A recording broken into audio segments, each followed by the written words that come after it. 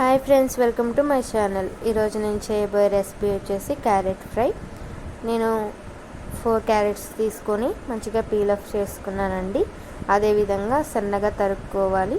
తర్వాత ఒక 2 పచ్చిమిరపకాయలు కూడా తీసుకొని కట్ చేసుకున్నానండి.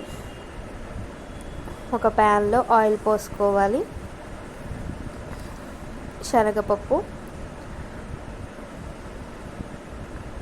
మినప్పప్పు, జీలకర్ర,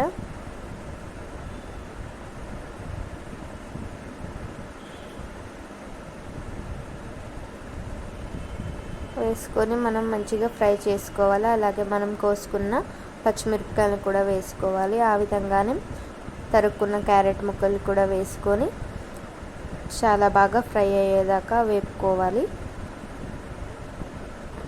అవి ఫ్రై అయిన తర్వాత క్యారెట్ ముక్కల్ని కొంచెం సపరేట్గా పక్కకు ఉంచి ఉన్న ఆయిల్లోనే కొంచెం అల్లం వెల్లిపాయల పేస్ట్ అండ్ కొంచెం కరివేపాకు వేసి దాన్ని మంచిగా పచ్చివాసన పోయేదాకా వేపుకోవాలి. తర్వాత అందులో కొంచెం పసుపు వేసుకొని వేపుకున్న తర్వాత ఈ ముక్కలన్నింటినీ మనం మిక్సీ చేయాలి. తగినంత ఉప్పు తీసుకున్నాను, అవి కూడా కలుపుకున్నానండి. మంచిగా ముక్కకి ఉప్పు పట్టేలాగా వేపుకోవాలి. ఆ విధంగానే కారం కూడా వేసుకుని వేపుకోవాలి. మనం కారం పచ్చివాసన పోయే వరకు వేపుకోవాలండి. ఇందులో కొంచెం ధనియాల పౌడర్ వేసాను, అది కూడా మిక్స్ చేసుకోండి. ఈ విధంగా చేసుకోనండి, చాలా అంటే చాలా బాగుంటుంది. ఒకసారి ట్రై చేసి చూడండి. ఈ వీడియో మీకు నచ్చినట్టయితే లైక్ చేయండి, షేర్ చేయండి అండ్ సబ్స్క్రైబ్ చేసుకోండి.